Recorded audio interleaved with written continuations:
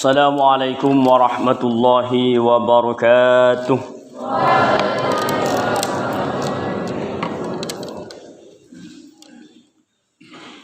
Allahu akbar, Allahu akbar. Alhamdulillahilladzi ja'alana min ummati sayyidina Muhammad. Wa asallahu an yaj'alana mimman yanalul barakat wasyafa'at fi yaumil qiyamah. Asyhadu an la ilaha illallah wahdahu la syarika lah wa asyhadu anna Muhammadan 'abduhu wa rasuluhu la nabiyya ba'dah. Allahumma salli ala sayyidina Muhammadin al-fatih lima uliq والخاتم لما سبق والناصر الحق بالحق والهادي إلى صراطك المستقيم. اللهم صل على سيدنا ومولانا محمد وعلى آل سيدنا محمد كما صليت على سيدنا إبراهيم وعلى آل سيدنا إبراهيم وبارك على سيدنا محمد وعلى آل سيدنا محمد كما باركت على سيدنا إبراهيم وعلى آل سيدنا إبراهيم في العالمين إنك حميد مجيد. يا مقلب القلوب عسى الله أن يثبت إيماننا حتى يوم القيامة. آمين آمين يا رب العالمين. قال الله تعالى في كتابه العزيز: أعوذ بالله من الشيطان الرجيم. بسم الله الرحمن الرحيم. قل بفضل الله وبرحمته فبذلك فليفرحوا. وقال النبي صلى الله عليه وسلم: من أنفق درهما لمولدي فكأنه أنفق جبلا من الذهب. الحديث. Pertama-tama, para hadirin jamaah Jumat yang dirahmati dan dimuliakan oleh Allah Subhanahu wa taala. Mari kita tingkatkan ketakwaan kita kepada Allah Subhanahu wa taala. Semoga dengan takwa yang kita miliki kita bisa menjadi manusia yang mendapatkan ridhonya, sembari kita terus melakukan perintahnya dan menjauhi larangannya. Semoga dengan demikian kita bisa menjadi insan yang selamat di dunia sampai di akhirat. Amin ya rabbal alamin. Hadirin berjamaah Jumat yang dirahmati dan dimuliakan oleh Allah Subhanahu wa taala. Ada sedikit cerita mengenai baginda Nabi besar Muhammad sallallahu alaihi wasallam yang kebetulan bulan ini, bulan Rabiul Awal, merupakan di mana beliau dilahirkan ke dunia ini untuk menuntun kita, memberikan pengetahuan kepada kita sehingga kita bisa membedakan mana hak mana yang batil. Nabi besar Muhammad sallallahu alaihi wasallam ketika beliau ingin melakukan ibadah, beliau ingin berangkat ke masjid. Di tengah perjalanan beliau selalu dihadang oleh orang Yahudi.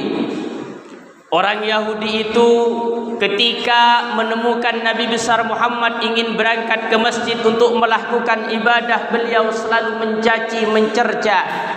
Bahkan bukan tidak sampai di situ, orang Yahudi ini selalu memberikan ludahnya kepada baginda Nabi besar Muhammad yang ingin melakukan ibadah.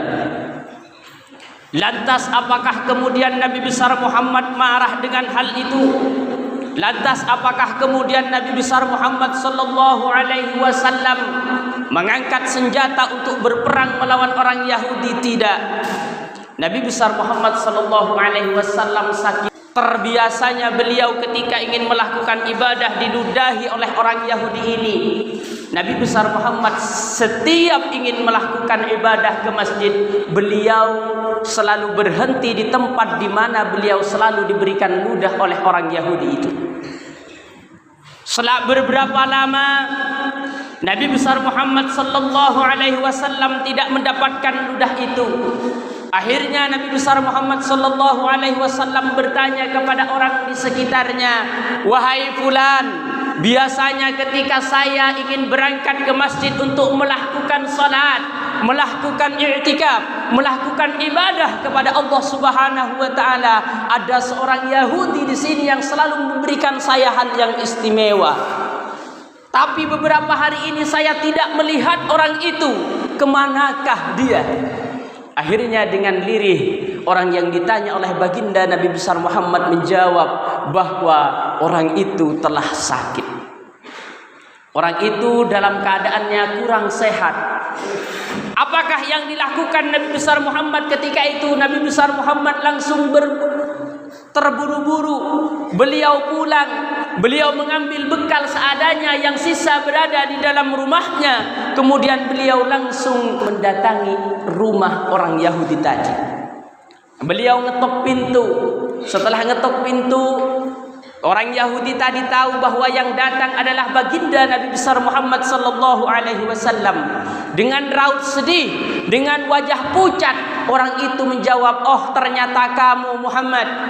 Aku tahu selama aku sehat aku selalu menganiayamu. Ketika engkau ingin pergi ke masjid untuk melakukan ibadah, aku selalu mencercamu, bahkan aku meludahimu. Saya tahu kedatanganmu ingin membalas dendam atas perilakuku di waktu aku sehat." Nabi besar Muhammad sallallahu alaihi wasallam kemudian tersenyum dan membalas ucapannya dengan penuh kasih sayang, "Wahai sahabatku, wahai saudaraku, aku kesini bukan untuk membalasmu. Aku kesini bukan untuk kemudian mencercamu sebagaimana engkau mencercaku di waktu engkau sehat.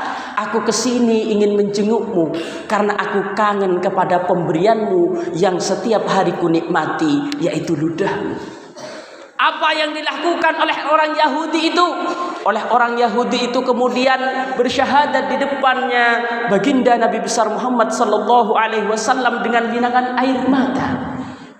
"Kalau begitu wahai Muhammad, saksikan aku di depanmu, aku ikut kepadamu. Asyhadu an la ilaha illallah wa anna Muhammadur Rasulullah." Ini baginda Nabi besar Muhammad. Ini sedikit potret kesabaran beliau dalam mengayomi umat. Lalu apa yang bisa kita ambil pelajaran dari cerita ini?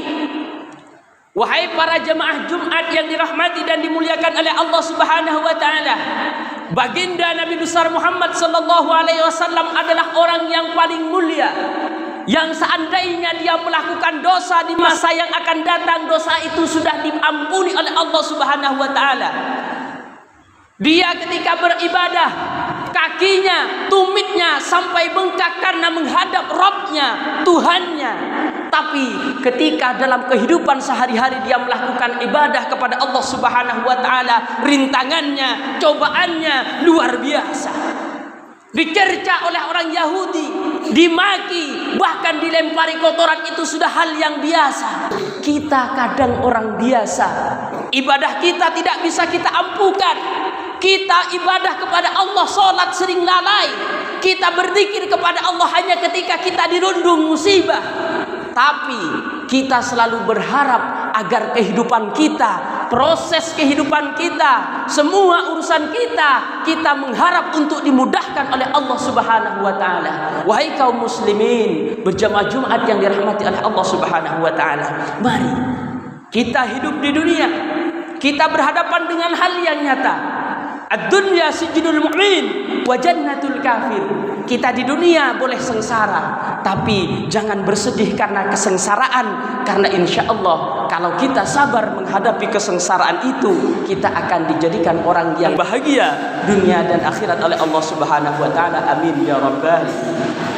Barakallahu li wa lakum fil Qur'anil azim wa nafa'ani wa iyyakum bima fihi minal ayati wa dhikril hakim. Innahu jawadun karimur ra'ufur rahim. Allahumma